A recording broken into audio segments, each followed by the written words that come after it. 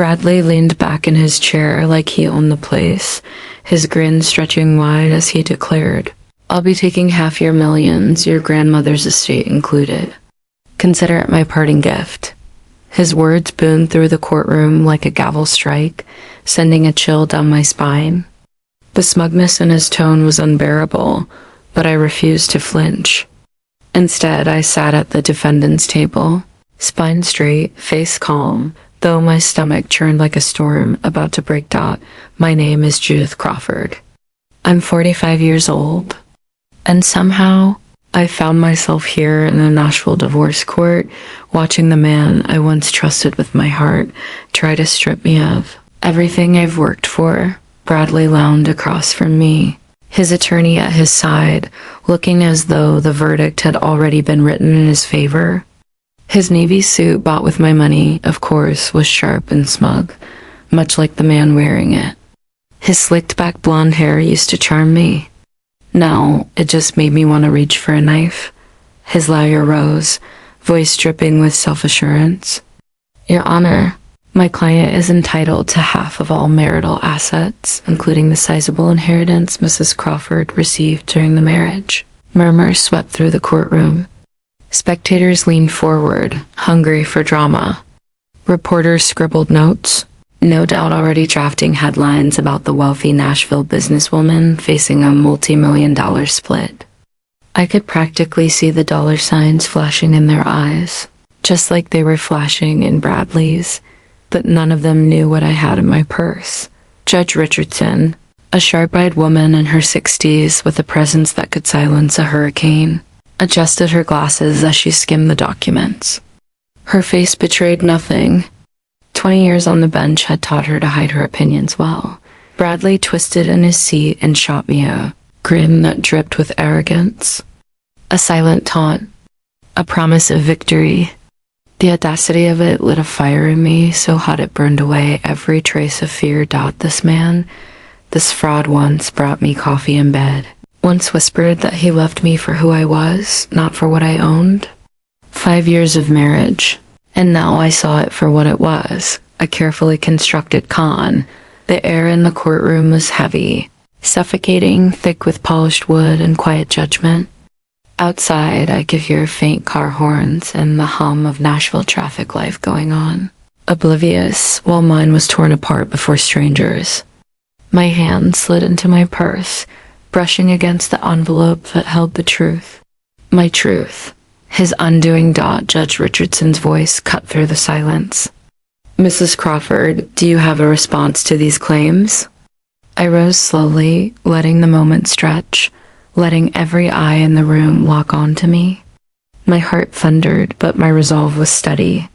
This was it, the moment his greed would choke him. "Yes, Your Honor," I said clearly, holding the envelope.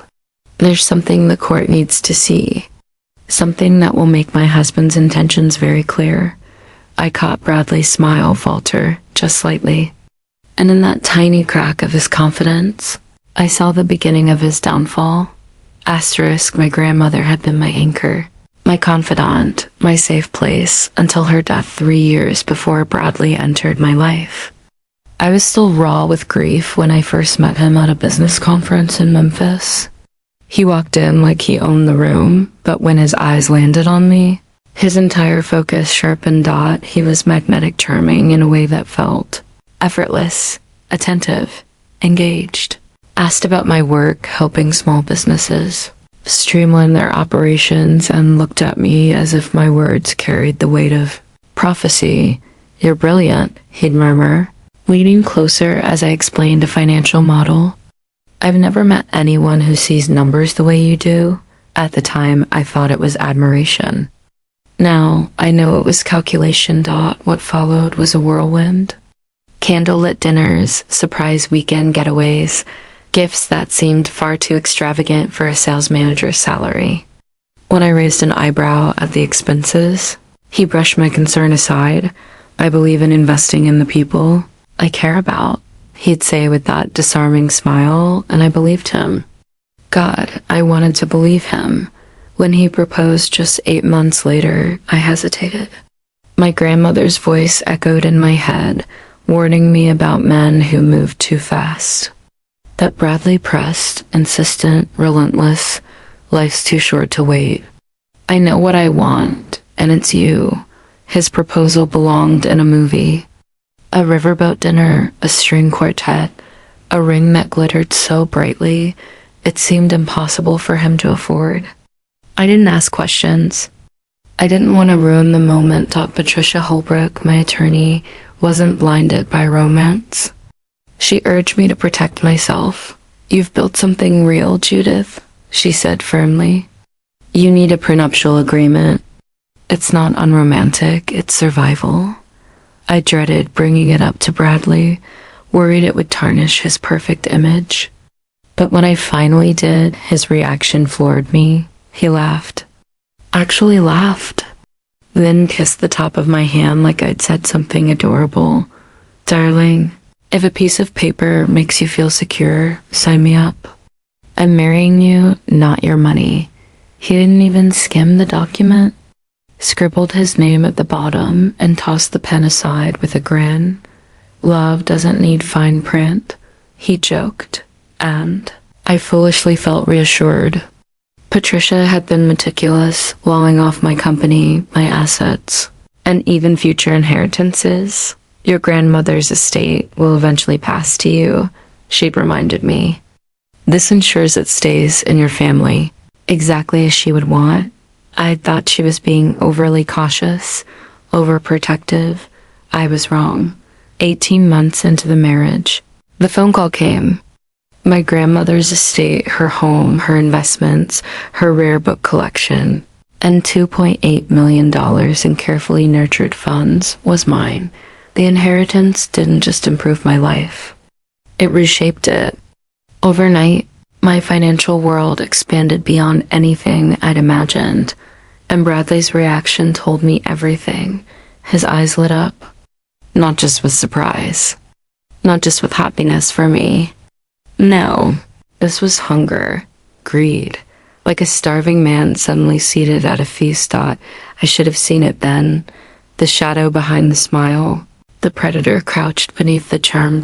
Asterisk double quotes 2-.8 million. Bradley had repeated, his voice hushed with disbelief before his lips curled into a grin. Judith, we're rich. The way he lingered on where should have been the first red flag. From that day forward, the man I thought I knew began to vanish. Bradley quit his job within 6 months, claiming he wanted to pursue new opportunities and be more present to support my success. What he really did was turn my inheritance into his playground. He bought a luxury car for networking, he claimed. He funneled $30,000 into a friend's doomed restaurant without so much as a conversation with me. He booked lavish vacations, signed up at a country club he had no business belonging to, and remade himself into the image of old money. Designer suits, gold watches, the kind of swagger that came with spending cash he hadn't earned. Every time I challenged him, he smirked, tilted his head, and said, "We're partners, Judith. Isn't marriage about trust? Or do you think I need permission to breathe, too?" The breaking point came 6 months ago. I overheard him at the country club, boasting to strangers that the inheritance was family money, ours. He introduced himself as an investor, an entrepreneur, conveniently omitting that every dollar he touched came from my grandmother's legacy. When I confronted him, his mask finally cracked. "Stop pretending you don't know why I'm here," he snapped. "You act like it's some scandal that I married up. Everyone knows you needed someone like me to show you how to live. Before me, you were nothing but a lonely workaholic." The words cut deep, not because they were true, but because they had been my weakness, the very emptiness he had slipped into so easily. That's when it hit me. Bradley hadn't just been my husband. He'd been laying a trap from the start. A long con dressed as love. The final straw came when I discovered his emails threads between him and his attorney, strategizing his divorce months before he even mentioned it to me. He timed everything: when to file, how to maximize his payout, even citing Tennessee laws that might let him argue that his emotional support and lifestyle contributions entitled him to more. That was the night I called Patricia. And that was the day I stopped playing his game. Now, here I stood in court. The manila envelope in my purse felt heavy, not with paper, but with justice. I pulled it free, my fingers steady despite the adrenaline coursing through me. The soft rustle of the envelope was loud in the dead quiet courtroom. Even the hum of the air conditioning seemed to fade. Bradley's confident grin faltered as he watched me rise. For the first time since this trial began, there was a flicker of doubt in his eyes. I approached the bench, heels clicking against the polished wood floor. When I spoke, my voice was clear, steady, uncheckable. "Your Honor," I said, holding out the envelope. "Before this court considers any division of assets, there is one document that must be reviewed." Judge Richardson extended her hand, expression unreadable as she took the envelope. Bradley shifted in his seat, his attorney leaning in to whisper urgently. But the damage was already done. This wasn't just paper. This was the weapon Bradley had never seen coming. Asterisk. Judge Richardson fixed me with a steady gaze. "What is the nature of this document, Mrs. Crawford?"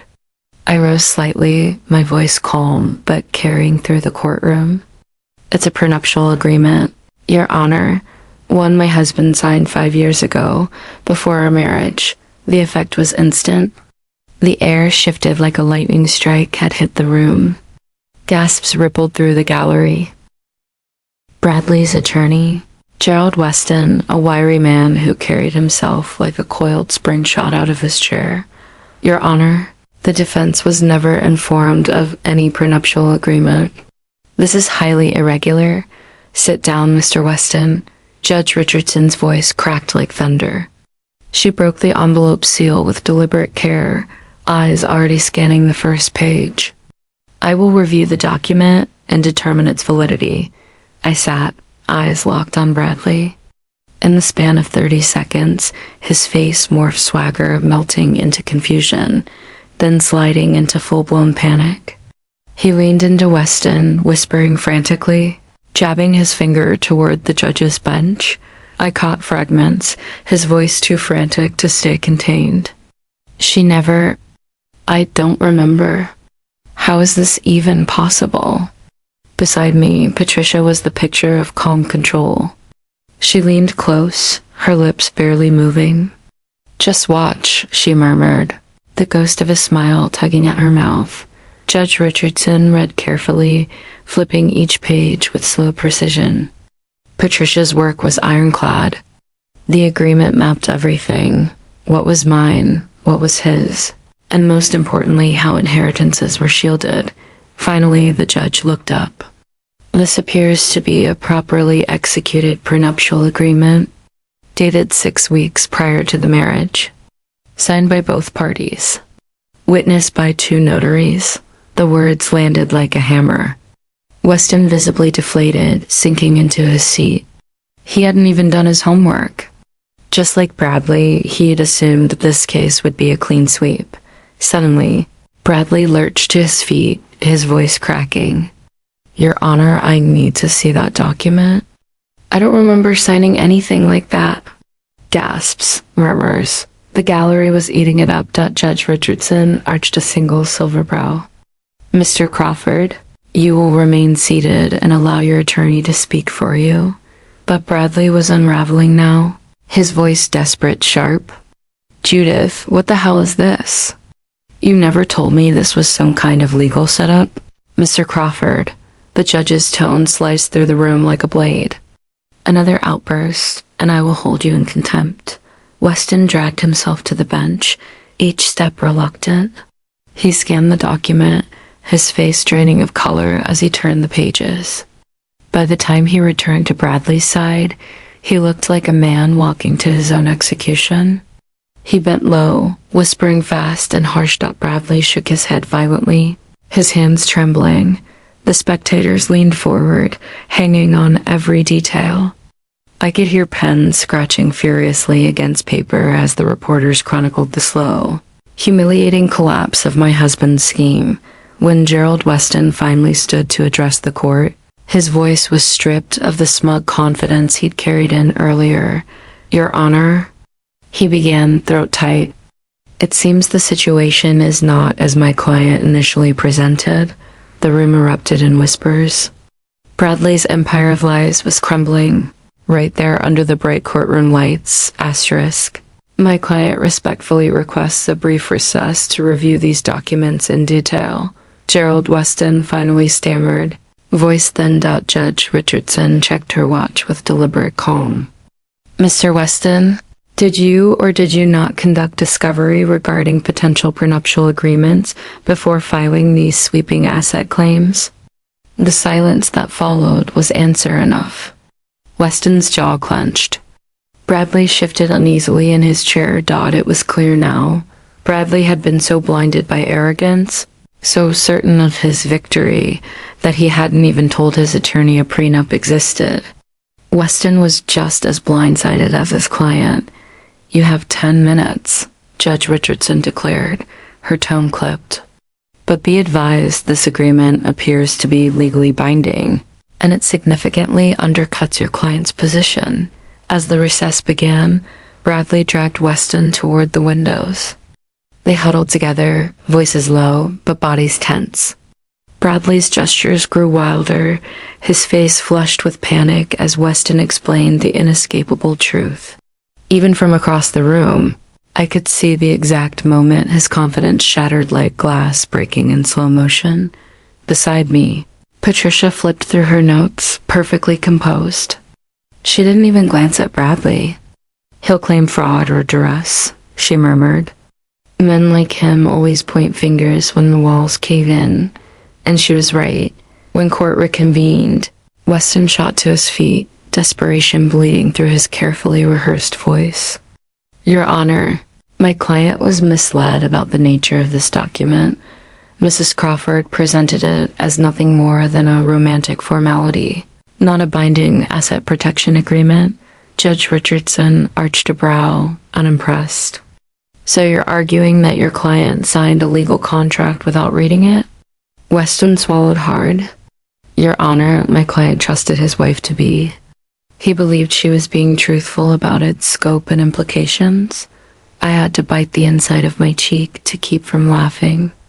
Bradley, who once prided himself on being a cunning businessman, a master at reading people, was now hiding behind the excuse of being too naive, too trusting to read a contract. Judge Richardson flipped another page, her expression hardening. The document is clearly labeled prenuptial agreement. It includes explicit language urging both parties to seek independent legal counsel. Did your client waive that right? Weston shuffled his papers like they might magically save him. Yes, Your Honor. My client waived his right to independent counsel, and this document was notarized, correct? In your client's presence? His identity confirmed? A pause. Then a defeated, yes, Your Honor. The judge turned her eyes directly to Bradley. Her voice sharpened. Mr. Crawford, when you signed this agreement, were you under duress? Was there coercion of any kind? Bradley's face burned crimson. His jaw tightened, his voice unsteady. No, Your Honor, but I thought it was just paperwork. Judith made it sound like it didn't matter. A ripple of laughter broke out in the gallery before Judge Richardson's gavel slammed once, restoring silence. Bradley's mask was gone now. He stood exposed, humiliated, and cornered. Asterisk. Did you read the document before signing it? Judge Richardson's question hung in the air like a sword suspended by a thread. Bradley's eyes darted wildly around the courtroom, as though he might find an exit sign that could deliver him from this moment. The silence stretched on, growing heavier with each beat. The gallery leaned forward.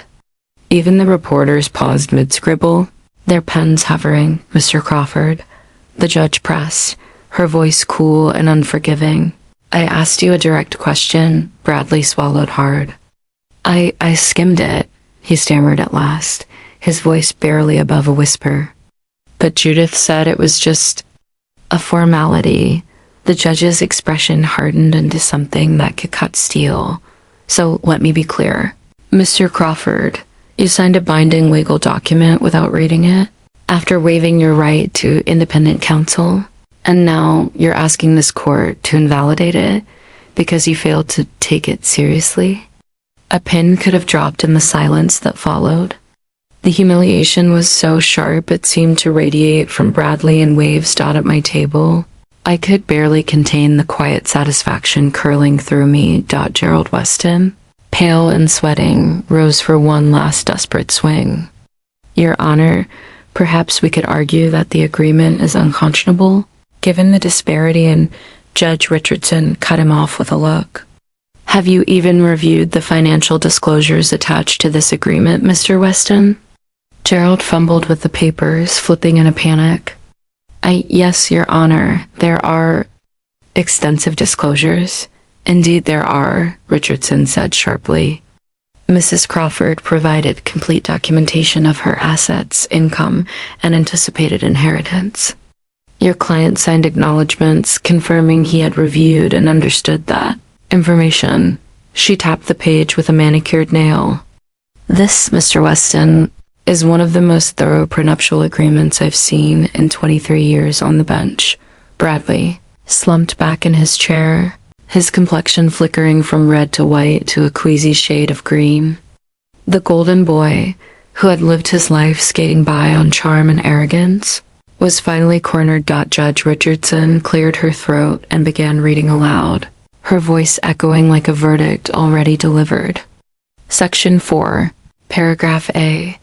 All assets owned by either party prior to marriage shall remain the separate property of that party. Paragraph B. Any inheritance received by either party during the marriage shall be considered separate property and shall not be subject to division upon divorce. Bradley gripped the edge of his table so tightly his knuckles bleached white. His lips moved before he realized the words had slipped out. That can't be legal, he muttered, loud enough for the courtroom to hear. Richardson didn't even flinch. She turned another page. Section 6, Spousal Support. Quote, neither party shall be entitled to alimony or spousal support from the other, regardless of the length of the marriage or disparity in income. She raised her eyes, pinning Bradley in place. This section was initialed by both parties and separately witnessed. Weston's pen flew across his legal pad in a frenzy, but it was useless. Patricia's work 5 years ago had been surgical airtight, anticipating every desperate ploy Bradley might one day attempt. The gallery was hushed, the air thick with the anticipation of a fall. I rose to my feet, calm and deliberate. Your Honor, I said, my voice carrying through the charged silence. If I may address the court. Richardson gave a single nod. Proceed, Mrs. Crawford. When I inherited my grandmother's estate 18 months ago, the first thing I did was sit down with Patricia. Together, we combed through the prenuptial agreement line by line, making absolutely sure the inheritance was protected. It was. Section 4, Paragraph B, ironclad. Untouchable. I kept every penny separate, new accounts, no mingling, no loopholes. I knew Bradley. I knew this day would come. Judge Richardson peered over her glasses. Mrs. Crawford, did you use any portion of that inheritance for marital expenses or joint purchases? No, Your Honor, I said firmly. Household expenses came from my salary. The inheritance has never been touched. Bradley shot up like a man on fire. That's a lie. She paid for trips, she spoiled us both, she used that money. Richardson's voice turned glacial. Mr. Crawford, sit down now. But Bradley was unraveling. His mask, so carefully crafted, was gone. This is insane. I gave her 5 years of my life. I supported her, I sacrificed my career. I couldn't resist. My voice was calm, quiet, lethal. You didn't sacrifice, Bradley. You quit. And you quit to live off me. A ripple of shocked whispers spread through the gallery. Judge Richardson's stern warning carried an undertone of amusement. Mrs. Crawford, enough. Gerald Weston tugged at Bradley's sleeve, desperate to pull him back into line. But Bradley was in free fall, his true nature exploding into view for all to see. She trapped me, he bellowed, face red with rage. She made me believe it was ours. All of it. She made me think we were partners. The judge's gavel slammed like a gunshot. Mr. Crawford, one more outburst and I will have you removed from this courtroom by force. The threat landed. For the first time, Bradley sat down hard, his chest rising and falling in ragged fury. But the damage was done. Everyone in that courtroom reporters strangers. Even the bailiff had seen who he truly was, greedy, entitled, pathetic. Judge Richardson methodically flipped through the final pages of the prenup. The silence was electric, every eye trained on her. I felt it then, a quiet, uncheckable satisfaction. Months of Bradley's lies, his smug manipulations, his arrogance, all crumbling to ash in front of me. Finally, Richardson removed her glasses and looked straight at him. Her stare colder than winter steel. Mr. Crawford, this prenuptial agreement is valid, comprehensive, and enforceable. You are entitled to nothing from your wife's premarital assets, her inheritance or her business holdings. The words hit like a hammer. Bradley's jaw dropped, his voice a hoarse whisper. Nothing? Nothing, Richardson repeated without mercy. She turned a page and continued. Furthermore, Section 7 clearly states that all debts incurred individually remain the sole responsibility of that party. In short, Mr. Crawford, you not only leave this marriage without her assets, you leave it with your own debts still attached. Bradley's face drained of all color. For the first time in years, he looked small, powerless, finished. Asterisk. Mrs. Crawford, do you have documentation of debts incurred solely by your husband? Patricia didn't hesitate. She slid a thick folder across the table. I passed it to the bailiff, my hand steady. Yes, Your Honor. Credit card statements. The luxury car loan. The failed restaurant investment. Country club fees. In total, approximately $87,000. The effect was immediate. Bradley's attorney went gray as though the ground had opened beneath him. What he thought would be his biggest payday had turned into a professional disaster. Judge Richardson barely blinked as she read through the folder. Then her eyes lifted, cutting Bradley like a blade. Mr. Crawford, not only will you receive no assets from this marriage, but you remain personally responsible for $87,000 in debt you accumulated during it. The gallery erupted gasps, murmurs, even a muffled laugh from somewhere in the back row. Bradley, once smug and polished, now looked like a drowning man clutching at air. His voice cracked, barely audible. Your Honor, 5 years. 5 years of marriage has to count for something. Richardson's smile was sharp enough to draw blood. It does, Mr. Crawford. It counts as an expensive lesson in reading legal documents before signing them. The gavel struck bang, echoing like thunder. The court grants the divorce petition filed by Mrs. Crawford. No, assets shall be transferred to Mr. Crawford. All individual debts remain with the party who incurred them. This court is adjourned. The courtroom stirred into motion. Reporters scribbling furiously, strangers buzzing with disbelief. Bradley sat frozen, pale and hollow, as though the life had been carved out of him. Gerald Weston shoved documents into his briefcase, desperate to escape this catastrophe.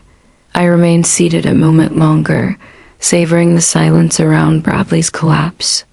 5 years of scheming, 5 years of pretending to be my partner, all undone by the single piece of paper he had dismissed as just a formality. As Patricia and I finally rose to leave, reporters swarmed forward. Patricia blocked them smoothly, her calm voice brushing them aside. I had almost reached the doors when Bradley's voice cracked across the room. Judith, wait, we need to talk. This isn't over.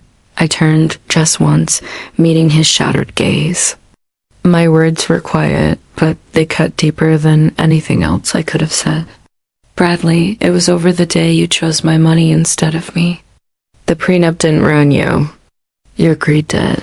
His face crumpled. His last defenses gone. No assets, no inheritance. Only debts crushing, inescapable, that would follow him like shadows for years. By the time Patricia and I walked through those courtroom doors, I felt lighter than I had in months. Justice had been served with brutal elegance. And in the months that followed, justice lingered.